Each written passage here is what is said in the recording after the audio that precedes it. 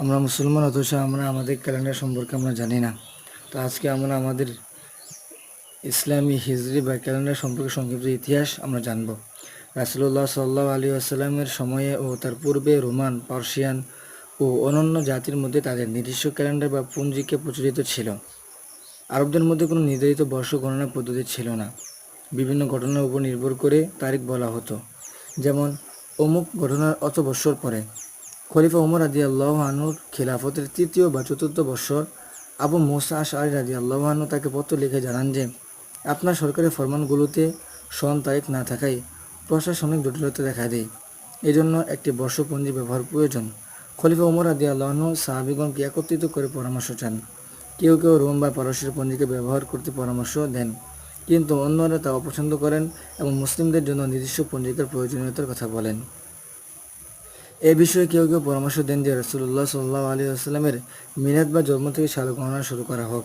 কেউ কেউ তার নবুয়ত থেকে, কেউ কেউ তার হিজরত থেকে এবং কেউ কেউ তার ওয়াফাত থেকে বর্ষ গণনার পরামর্শ দেন। হযরত আলী রাদিয়াল্লাহু আনহু হিজরত থেকে সাল গণনার পক্ষে জোরালো পরামর্শ দেন। খলিফা ওমর রাদিয়াল্লাহু আনহু এই মত সমর্থন করে বলেন যে হিজরতই হক ও বাতিলের মধ্যে পার্থক্য সূচনা করে। এই জন্য আমাদের হিজরত থেকে সাল গণনা শুরু করা উচিত। অবশেষে সাহাবীগণ হিজরত থেকে সাল গণনার বিষয়ে একমত পোষণ করেন। কোন মাস থেকে বর্ষ গণনা শুরু করতে হবে সে বিষয়ে পরামর্শ চাওয়া হয়। কেউ কেউ রবিউল আউয়াল মাসকে বছরের প্রথম মাস হিসেবে গ্রহণ করার পরামর্শ দেন, কারণ রাসূলুল্লাহ সাল্লাল্লাহু আলাইহি ওয়াসাল্লাম এই মাসে হিজরত করে মদিনায় আগমন করেন। 12ই রবিউল আউয়াল তিনি মদিনায় পৌঁছান। কেউ কেউ রমাদান থেকে বর্ষ শুরুর পরামর্শ দেন, কারণ রমাদান মাসে আল্লাহর কোরআন নাজিল করেছেন।